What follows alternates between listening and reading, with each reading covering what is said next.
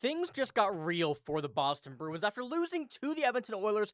The West Coast road trip coming to an end. We can take a lot away from this and really highlight what Bruins changes need to be made and what successes they have found so far. So I'm going to be breaking down this game as well as what is next for the Boston Bruins, as well as how things are going to be changing over the next few games. Before we get into this video, though, we know that 70% of you guys watching right now are not subscribed to the channel, and we're almost at 6K. If we could hit that, that would be absolutely incredible. Your support has been amazing lately, and I appreciate every single one of you guys watching this video. But like I said, we need to cover this game. I want to talk about this game because a lot of people are discussing many different things, and we need to set the record straight for this Boston Bruins team right now. But without any further ado, let's get into it. Let's touch on what this game was, and as I mentioned, things really just got real, and there was a tweet that came out after this game that really highlighted this for me, and really just brought this team to light and where we are right now.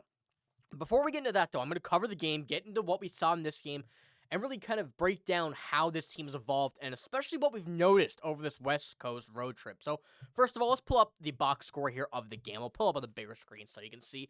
Overall, a pretty good game from everybody. I think this entire game, except for late in the third period and in overtime, was a big success for the Boston Bruins. A lot of people here, I want to say, were touching on Jeremy Swayman, saying that he needs to play better, and I don't want to say he doesn't, but I don't blame this game on him. First of all, very hard to save a McDavid shot. There was a lot of things in net. He made the initial save. Puck should have got cleared out of the crease in the end of that third period goal. Ultimately, something happened. Was a save. Could he have made another one? Yes, but I'm not putting the blame on him for that. The overtime goal as well, a lot of people are blaming him for playing the puck up the ice when the forwards needed a change and ultimately didn't get off the ice. I don't think that was either. Swayman saw an opportunity. When you look at the camera behind the net on top of the glass and see him fire the puck down the ice, that was the right play. There was a very open winger. However, I'm sure Swayman didn't exactly know who was on the... Well, he knew was on the ice, but I don't want to know... I don't think he knew if he was gassed or not. But then we seen the play come back. Gassed forwards. Pretty bad change by David Pastrnak, and a goal goes in. But I don't want to blame Jeremy Swayman for this. His numbers are not so great, but over his past few games, he's been good in the record. He's been holding it down. And at the beginning and the second period of this game, and even the third period, we really saw vintage Jeremy Swayman here in net. But overall, as well, the game, goals from Marchand, goals, coming all around. Elias Lindholm, two very, very nice shots in the first period. The first period, this team was rolling. Elias Lindholm, a very sharp angle, beautiful goal there. Marchand, dancing around the defense. This is a great game for both of them, and I wanted to pull up once again as well the hockey stat card of this game. A lot of positives, something that we love to see here. And as you can see, there are a few negatives, but nothing is below -1. And for those kind of ratios, -1 is really just a few bad things. But you see this pretty much all positive for this game. Another thing that is super good to see in this Bruins lineup right now, as the Bruins are working towards getting better in this team and working towards getting more wins and really evolving their game into what we've seen last season. This was a good game for that. Of course, things are still going to need to be cleaned up. You can't expect every game to be 100% perfect, but where the Bruins are now and how they've started their season, they're going to need things to be pretty damn perfect, and that's one thing that the Bruins are going to have to work on, and Joe Sacco has acknowledged this as well. I do have a quote here from Joe Sacco after the game discussing this loss. He says, "I thought the third was fairly even till the end of the game, and they started to push hard. It just unfortunate we couldn't come away with an extra point tonight." And of course, that's the way it works. You really can't blame this team for that. It was an extra point that was needed.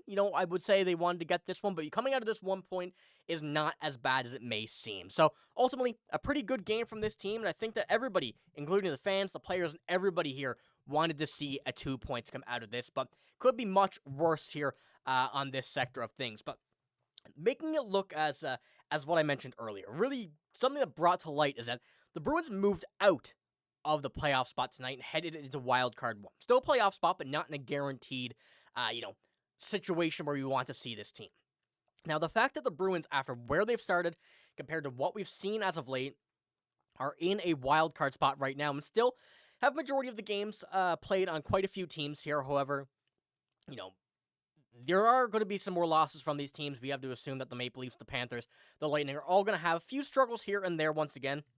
But the Bruins, being at the point they're at, having 17 wins, 13 losses, 4 overtime losses, 38 points in 34 games, having that kind of go up to what we're looking at with the Maple Leafs at 42 points. We could so easily be at the first position in the Atlantic, and the way we started the season out, I think that's just really a testament to how us Bruins fans have been so lucky over the past few seasons, and how things really seem to be flipping the switch to the point we are now to where we are even a week ago. And I'm very happy to be able to kind of look at this, take this game away, take 1 point away at least, and still, be in a great spot right now. And the team's only going to get better. We know that. There's no way you can get worse than the way we started off this season. And looking at how we have this game, tonight played, this is something that we need to take away with, except for the overtime and the last few minutes of the third period. This is a game that we absolutely love to see, especially coming off of the road trip and off of 2 very big wins. And I wanted to pull this up once again.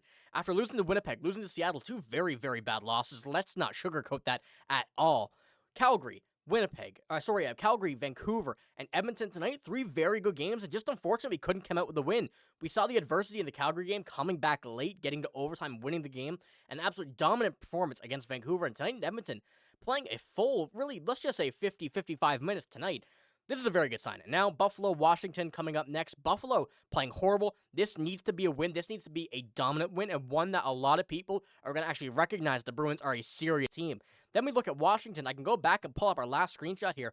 Washington as well, 21-8-2 in the season, 31 games. They've been playing fantastic, and they're going to be a big tell as well. So when we head to play this Washington team, we're going to have to face them 2 times, for the rest of the month. We're going to have Columbus. We're going to have the New York Rangers. A lot of games we should win, and a lot of games that the Bruins are going to be able to prove themselves for the rest of the NHL. So I do think we're going to have a lot to look at here, a lot to take away, and over these next few games, we're going to have a lot of fun looking at this team. I wanted to pull this up once again. Really, the big tell of the game is what was really the issue here. As you see from Connor Ryan coming from Scott McLaughlin. McLaughlin said this: the Bruins held the Oilers 24 shots and 7 high-danger chances in regulation, but both will be the Oilers' second lowest totals in a game this season. This is a very good defensive performance on a team, of course, filled with superstars. Connor McDavid, Leon Draisaitl, the incredibly battered, broken-nosed Zach Hyman, for those who've seen that. He looked horrible, but still a very good player. Can't take that away from him.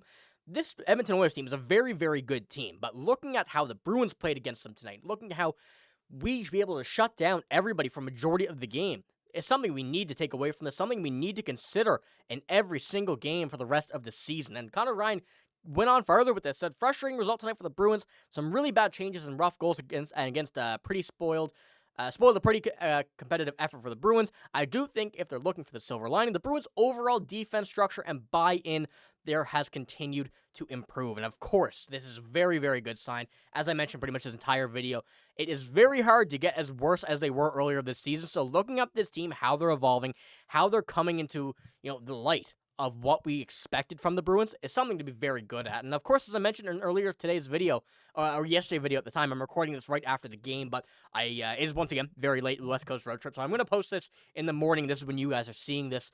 But looking at this and really going after it, Oliver Wahlstrom looked very, very good. He looked comfortable in the Bruins uniform, and adjusting to the defensive structure the Bruins have in this game, he looked fantastic. He didn't seem to miss a beat, and especially playing with the New York Islanders, you kind of have that advantage of knowing your defensive structure for really any other team, as that team is such a defensively talented team and really don't focus on offense at all.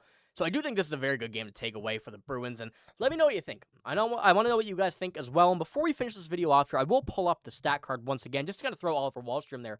A positive on the defense and the offense in this game. So once again, I'm very excited to see how he can kind of move into this lineup in a 100% spot. He's taking Tyler Johnson's spot right now, but it'll be questionable if he comes into a better game and, comes into some higher lines and whatever the Bruins choose to do with him. I think right now is a great option to just work with him, see how things progress, and just go from there. So let me know what you think about this game. A very, very fun one for the Bruins. Ultimately didn't get the result they wanted, but you cannot be mad with this result. And once again, do not blame Jeremy Swayman for this. I think that was just a mistake. A lot of people are questioning his stats and everything, but when you're not getting too many shots on goal, letting in some that you probably shouldn't, you're going to get some flack anyways. But he's been playing well. He's making the saves that are desperation saves, and he needs to, but he just needs to clean up that little bit. But let me know what you think. Once again, I'm actually ending the video this time, but that's all I got. If you did enjoy, give it a like, hit the sub button as well. Let me know in the comments below what you think about this game. Oliver Wahlstrom and everybody that had a big impact here tonight. But that's all I got. Thank you for watching. Hope you have a great day. See you later.